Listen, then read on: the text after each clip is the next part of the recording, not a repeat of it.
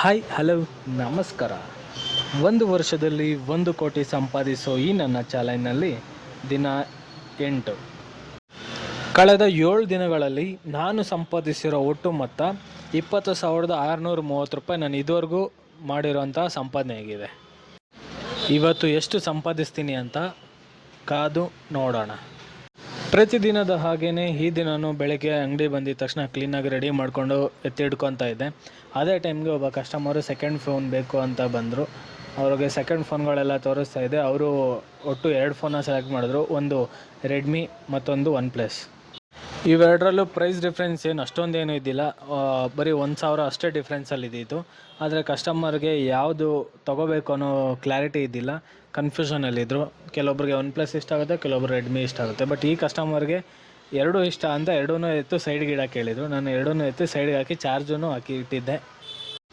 Customer ಬಂದಿದ್ದ ತಕ್ಷಣ ಹೇಳಿದ್ರು, ಬರೀ ನೋಡೋಕ್ಕೆ ಬಂದಿದ್ದೀನಿ, ತೊಗೊಳ್ಳೋದು ಲೇಟ್ ಆಗುತ್ತೆ, ಆಮೇಲೆ ತೊಗೊತೀನಿ ಇಷ್ಟ ಆದರೆ ಅಂತ ಹೇಳಿದರು. ಓಕೆ ಅಂತ ಹೇಳಿದೆ. ಅವ್ರ ಹತ್ರ ಫೋನ್ ಇದ್ದಿಲ್ಲ, ಏನೋ ಜಗಳದಲ್ಲಿ ಫೋನ್ನ ಹೊಡೆದಾಕೊಂಡಿದ್ರಂತೆ. ಅವ್ರು ಹೇಳ್ತಾಯಿದ್ರು ಕೋಪ ತುಂಬ ಜಾಸ್ತಿ ಬರ್ತಿದೆ, ಬಂದಾಗ ಕಂಟ್ರೋಲ್ ಆಗದಿರೋ ಈ ಥರ ಮೊಬೈಲ್ ಹೊಡೆದಾಕ್ತೀನಿ ಅಂತ. ನಾನು ಸಜೆಸ್ಟ್ ಮಾಡೋದು ಒಂದೇ, ಎಷ್ಟೇ ಕೋಪ ಬರಲಿ, ಅದೇನೇ ಆಗಲಿ ಆತರ ಪಡಬಾರ್ದು, ಕೋಪದ ಕೈಗೆ ಬುದ್ಧಿ ಕೊಡಬಾರ್ದು. ಕೋಪದಲ್ಲಿ ಮೊಬೈಲ್ ಹೊಡೆದಾಕೋದಾಗಿರ್ಬೋದು, ಕೋಪದಲ್ಲಿ ಮತ್ತೊಂದು ಕೆಲಸ ಮಾಡೋದಾಗಿರ್ಬೋದು, ಇವೆಲ್ಲ ಮಾಡೋದು ತುಂಬ ದೊಡ್ಡ ತಪ್ಪು ಅನ್ನೋದು ನನ್ನ ಉದ್ದೇಶ.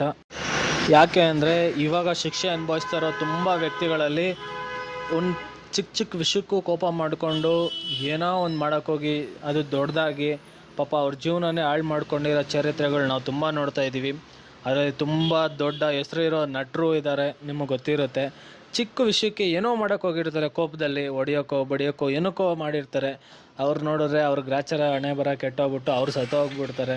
ಆದ್ದರಿಂದ ಅವ್ರ ಜೀವನನೇ ಎಷ್ಟೋ ಚೆನ್ನಾಗಿ ಆಗಬೇಕಾಗಿರೋಂತಹ ಅವ್ರ ಜೀವನ ಈ ಥರ ರಿಸ್ಕಿಲ್ಲಿ ಸಿಗಾಕೊಂಡು ಬೇಜಾರಲ್ಲಿ ಕಳೀತಾ ಇರ್ತದೆ. ಈ ಥರದ್ದೆಲ್ಲ ಏನಕ್ಕೆ ಬೇಕು? ಕೋಪನ 2 ನಿಮಿಷ ಕಂಟ್ರೋಲ್ ಮಾಡಿಕೊಂಡ್ರೆ ಎಲ್ಲ ತಾನಾಗಿ ಸರಿ ಹೋಗುತ್ತೆ. ಈ ಕಸ್ಟಮರ್ ಕತೆ ಕೇಳಬೇಕು ಅಂದರೆ ಕೋಪದಲ್ಲಿ ಮೊಬೈಲ್ ಹೊಡೆದಿರೋದು ಪೀಸ್ ಆಗಿ ಕೋಪದಿಂದ ಆಚೆ ಸಿಮ್ ಸಮೇತ ಚೂರು ಮಾಡಿಟ್ಟಿದ್ದಾರಂತೆ. ಆಮೇಲೆ ನನ್ನ ಕೇಳ್ತಾಯಿದ್ರು, ಒಂದು ಕಾಲ್ ಮಾಡಿಕೊಡ್ತೀನಿ, ನನ್ನ ಹತ್ರ ಈಗ ಅಮೌಂಟ್ ಇಲ್ಲ, ಯಾರನ್ನೋ ಕರೆಸ್ತೀನಿ, ಅವ್ರ ಹತ್ರ ತೊಗೊಂಡು ನಿಮಗೆ ನಮ್ಮ ಮೊಬೈಲ್ ತೊಗೋಬೇಕು ಅಂತ ಹೇಳಿದ್ರು. ಓಕೆ ಅಂತ ನಾನು ನನ್ನದು ಫೋನ್ ಕೊಟ್ಟಾದ್ಮೇಲೆ ಅವ್ರಿಗೆ ಕಾಲ್ ಮಾಡಿಬಿಟ್ಟು ಯಾರನ್ನೋ ಕರೆಸಿದ್ರು. ಅವರೊಂದ್ಸಲಿ ಫೋನ್ನ ನೀಟಾಗಿ ಚೆಕ್ ಮಾಡಿಕೊಂಡ್ರು. ಅವ್ರಿಗೆ ವಿಡಿಯೋ ಮುಂದೆ ಬರೋಕ್ಕೆ ಇಷ್ಟ ಇದ್ದಿಲ್ಲ.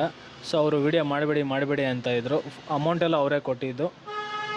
ಓಕೆ ಅಂತ ನಾನು ಅಲ್ಲಿಗೂ ಸರಿ ಮೇಡಮ್ ಈ ಥರ ಮಾಡ್ಕೊತೀನಿ ಅಂತ ನಾನು ಈ ಕಡೆ ಫೋನ್ನ ಹೇಳ್ಬಿಟ್ಟು ಆ ಕಡೆ ವಿಡಿಯೋ ಮಾಡ್ತಾಯಿದ್ದೆ. ಅವರು ತುಂಬ ಹೊತ್ತು ವಿಡಿಯೋಗೆ ಬಂದೇ ಇಲ್ಲ. ಅವರು ಬರ್ದಿರಾನೆ ಅಲ್ಲಿಂದನೇ ಮಾತಾಡಿ ಅಲ್ಲೇ ಎನ್ಕ್ವೈರಿ ಎಲ್ಲ ಮಾಡ್ಕೊತಾಯಿದ್ರು. ಫೈನಲಿ ಕಸ್ಟಮರ್ ಹತ್ರ 5,800 ರೂಪಾಯಿಗೆ ಡೀಲ್ ಆಗಿತ್ತು. ಆ್ಯಂಡ್ ಅವ್ರಿಗೆ ಕೇಳಿದ್ರು, ಒಂದು ಇಯರ್ಫೋನ್ ಫ್ರೀಯಾಗಿ ಕೊಡ್ರಿ ಅಂತ ಕೇಳ್ತಾಯಿದ್ರು. ಸರಿ ಅಂದ್ಬಿಟ್ಟು ನಾನು ಓಕೆ ಅಂತ ಒಂದು 2-3 ತೋರಿಸ್ದೆ. ಯಾವ ಕ್ವಾಲಿಟಿ ಇಷ್ಟ ಆಗುತ್ತೋ ಅದನ್ನು ಚೆಕ್ ಮಾಡಿ ನೀವು ತೊಗೊಳ್ಳಿ ಅಂತ. ಅವರು ಒಂದು ಸ್ವಲ್ಪ ಹೊತ್ತು ಎಲ್ಲ ಚೆಕ್ ಮಾಡಿ ಮೂರನ್ನು ಒಂದನ್ನು ಏನೋ ತೊಗೊಂಡ್ರು. ಬಟ್ ಇಲ್ಲಿ ಒಂದು ಪ್ರಾಬ್ಲಮ್ ಆಯಿತು. ಅದೇನೆಂದರೆ ನಾನು ಮೊಬೈಲ್ನ ಡೀಲ್ ಮಾಡಿದ್ದು 5,800ಗೆ. ಬಟ್ ಅವರು ಫೈನಲಲ್ಲಿ 5,500 ಕೊಟ್ಬಿಟ್ಟು ಅಡ್ಜಸ್ಟ್ ಮಾಡ್ಕೊಳ್ಳಿ, ಇಷ್ಟೇ ಇರೋದು, ಬೇಕಾದ್ರೆ ನೋಡಿ ಅಂತೆಲ್ಲ ತೋರ್ಸೋಕ್ಕೆ ಸ್ಟಾರ್ಟ್ ಮಾಡಿಬಿಟ್ರು.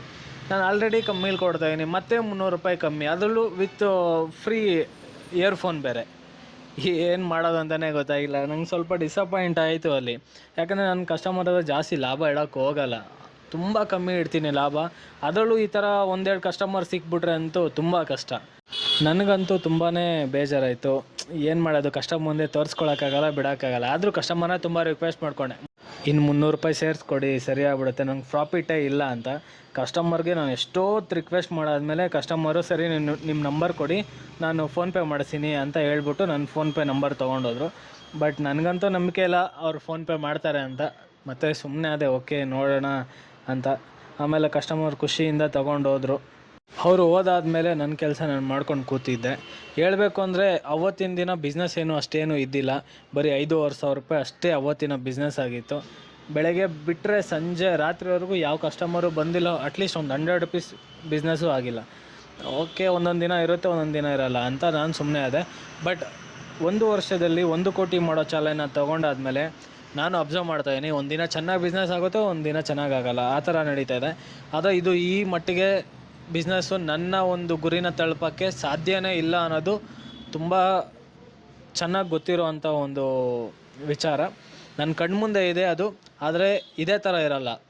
ಪ್ರತಿ ತಿಂಗಳು, ಪ್ರತಿ ವೀಕು, ಪ್ರತಿ ದಿನವೂ ಬದಲಾಗ್ತಾ ಹೋಗುತ್ತೆ. 1 ವರ್ಷದಲ್ಲಿ 1 ಕೋಟಿ ಮಾಡೋ ಈ ನನ್ನ 8ನೇ ದಿನ ನನ್ನ ಒಂದು ಅಂಗಡಿಯಿಂದ 5,500 ರೂಪಾಯಿ ಆದರೆ ಮತ್ತೊಂದು ಅಂಗಡಿದು ಅಷ್ಟೇ 1,400 ರೂಪಾಯಿ. ಸೊ 2 ಅಂಗಡಿದು ಸೇರಿಸಿ ಹೇಳಿದ್ರೆ 6,900 ರೂಪಾಯಿ ನನ್ನ 8ನೇ ದಿನದ ಒಟ್ಟು ಸಂಪಾದನೆಯಾಗಿದೆ.